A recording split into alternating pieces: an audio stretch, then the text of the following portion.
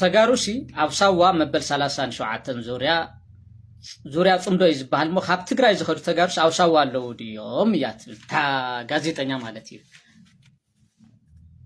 ناتا دليت ناتا بهاجين تاي هو تولد تقرأش أبصوا اللو يوم لسلطنو زبل تثبت سلازلو أسون موت تاي سو أنا حليفة إن هنتاي ليا هيا كالو جزاي سرايس حماسين استجاردو يكونن إليه حليفة إن هي حزيا صرف ديا مال تحواتنا يا ميرتاويان مالسي صرف ديا يا إذن عجامل كان لكم دياسبورا جل زلهم إيرتراويان هم لكم بوشتيس عجامل كطرف كان طول إيرتراويان حواتنا لهم جيجاين هذا عجامل مالت صرف يكونن أبتقراي it is ناي قرعت لك عخمتو رايا اندرتا تنبين عدوا أخشم شرة زبهال زخرع ناي كباب الشمي حليفون عقام الزبل والمصل كله تقرأي ما تصوعوا كوين زي قلقلي صرفيكن عقام مال therefore أنا بقنعنا خافت زلو ناي حادنت ناي حونت منفسي زقلت ذلو توانا ناتي intention هو تولد تقرأش أو سوالو زبل ملس اللي ما هب حليفة المتنحيو خاب قنعنا استبقى مالتي therefore عايز يصرفي تولو إيرتراويان تاليهم يقرأتا خبلكم يدلي ناخم صرف تخوينو زي مالتي بتعمي يقرأتا كومو موالي جيجايو إلي أمن اندحرنا أخم صرف خوينو مالتي سلازي إزي أخم محلال فلكم يزدلي توانا نقرقل انتاي أب إيرتراس تشعتا بيهر اللو أب تقرأي أب إيرترا تشعتا بيهرات اللو تشعت يوم معارة عدي إيرترا تبهال اللاتو أنا خومي زامن أبنا إيرترا بوليتيكا وقودا إيدي نأتو خزي كونه إتي تمدو زحدورو إمباكت أقات أمو خوينو بتقراين بإيرتران زلو دوك تتقرينيا تزاراب سلازو خوينو إيمبر بخالي ون تتغول منم نورو يولو سو شدشتا زوالو تشعتا بيهرلو وزينا إيرترا بوليتيكاي understand دي قوري بوانا عقامة اندرتا تنبين أخشم قال مالت نوري كونان بوانا مالت بتقراي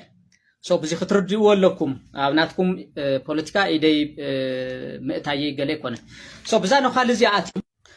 خالزي آتيوم نتفهم دو خزار بدي حزولو بوغن تقراي ونالو بوغن إيرترا ونالو إيفن دياسبورا إيرتراويان اللو شم خطوعي أو قطال مدرخ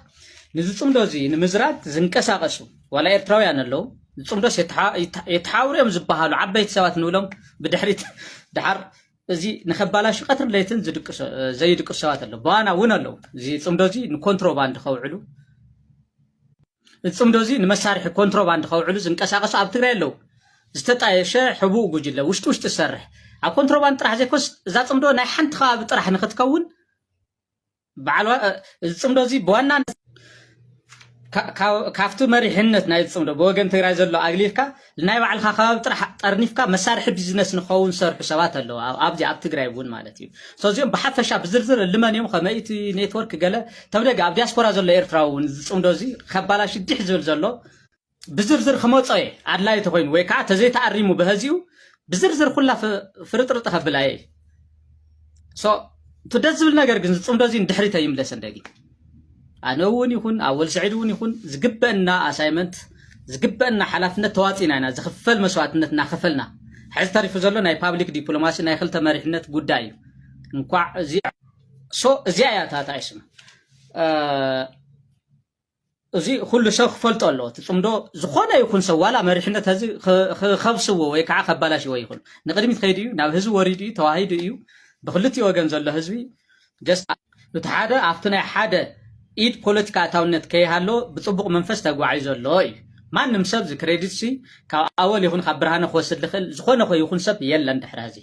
ሶ ብስርዓት ከይደሎ ከምቲ ዝነበሮ ዝምልከተኩም ኣካላት እውን እዚ ነገር እዚ ክትትል ክትገብርሉ ኣለኩም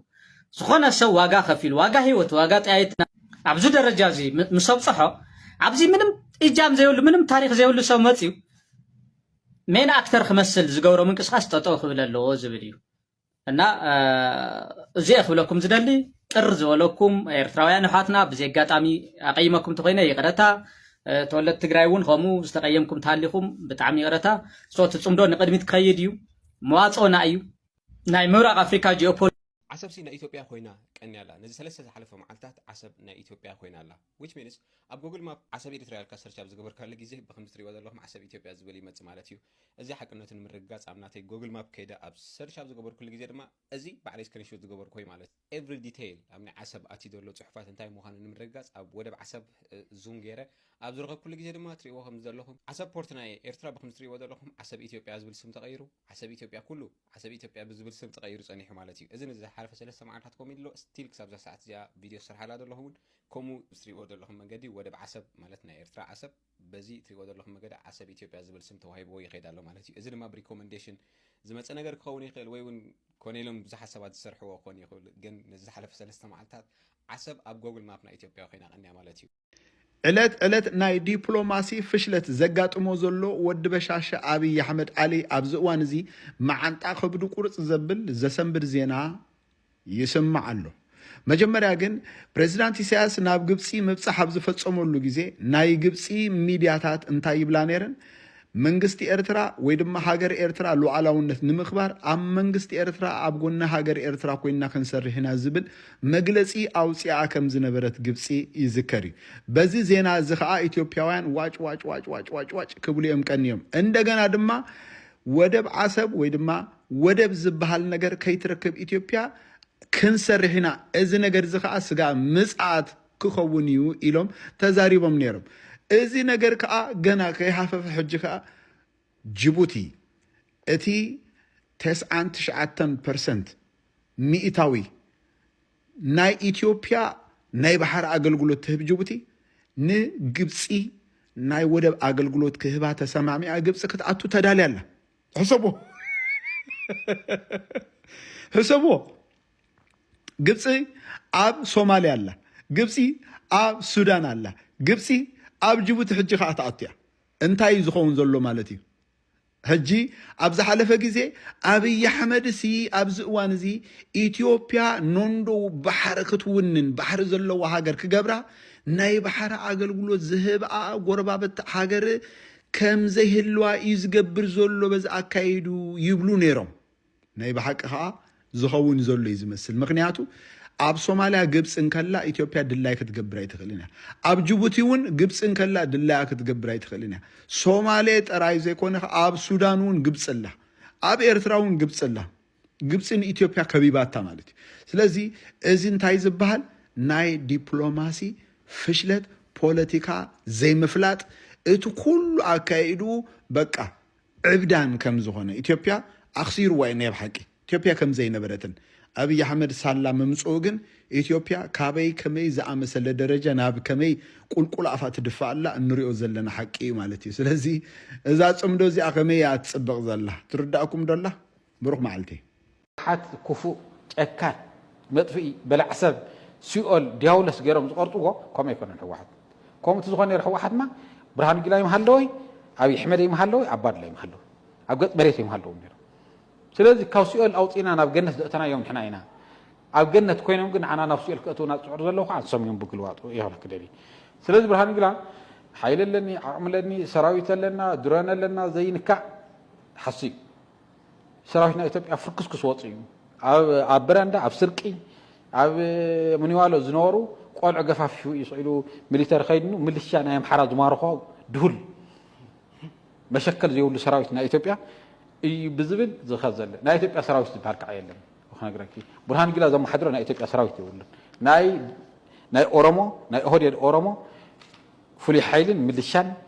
ሚሊተሪን ናይ ኢትዮጵያ ብዝብል ሽም ናይ ኢትዮጵያ ባንዴራ ለጢፉ እዩ ዝመርሕ ዘሎ እምበር ናይ ኢትዮጵያ ዝበሃል ሰራዊት የለን። ንኣብነት ናይ ትግራይ የለን፣ ናይ ጋምቤላ የለን፣ ቤንሻንጉል ጉሙዝ የለን፣ ናይ ኣምሓራ የለን፣ ናይ ሶማልያ የለን፣ ናይ ዓፋር የለን። መንዳ ይንሄው ደቡብን ኦሮሞን እዮም ንሄው። ናይ ክልተ ክልላት ናይ ደቡብን ናይ ኦሮሞን ውስን ሰባት ካብቲ እናሸመትካ ማዕርክ ንወኩም ኢና ግዛዕ ንወኩም ኢና ኢልካ ካብ ብሄራት ቅንጥብጣብ ስኢሉ ኣብ ቁጥር ዘይኣቱ ሰራዊትና ውሑስ እናበልካ ናይ ኢትዮጵያ እዩ ናይ ኢትዮጵያ ሰራዊት ክተምስሎ ኣይትኽእልን ኢኻ። ተናእሰ ናይ ደርጊ ኳስ ናይ ኩሉ ብሄርና ብሄረሰባት ናይ ኢትዮጵያታት ቅይጥ እዩ ነይሩ ናይ ደርጊ ሰራዊት። ካብ ናይ ደርጊ ሰራዊት ታሕቲ ድሁል ሰራዊት እዩ። ስለዚ እዚ ምንም ዓይነት ኢትዮጵያ ከድሕና ይኽእልን። ካብቲ ኢትዮጵያ ኣትያቶ ዘላ ናይ ፍራጃይል ኮንዲሽን ከውፃ ዝኽእል ከድሕና ዝኽእል ሰራዊት ኣይኮነን እዚ ሓደ እዚ ተዋጊኡ ዘድሕና ዓዲ እንድሕር ዘላ ኮይና ኢትዮጵያ ታ እያ ክትከውን ዝብል ፍራጃይል ስቴት እያ ክትከውን ፍራጃይል ስቴት ኮይና ማለት ከዓኒ ሓደጋ ናይ ዞባ ናይ ቀርን ኣፍሪካ እያ ክትከውን ኢትዮጵያ ናይ ኣሸበርቲ መፈልፈሊት እያ ክትከውን ስለዚ ንኣብይ ኣሕመድ ንብርሃኑ ጁላ ዝነፍሕዎ ዘለው ታራ ፖለቲካ እዩ ዝብላኒ ታራ ፖለቲካ ስኢሉ ሌማት ዝኾነ ፖለቲካ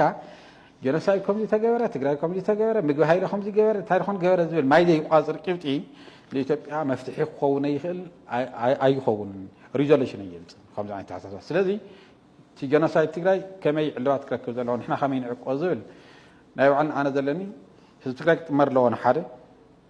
እንኮ ዘይንካእ ሰራዊት ክህነፅ ኣለዎ ኢለ ዝሓስብ ኣበይ ይተሃነፅ ከመይ ይተሃነፅ በጀት ካበይ ይምፃእ ገለ መለ ዝብል ንካልእ ሰብ ሞያ ሓደግና ግን ናይ ትግራይ ዘይንካእ ሬዚስታንስ ሓይሊ ክህነፅ ኣለዎ ኢለ ዝሓስብ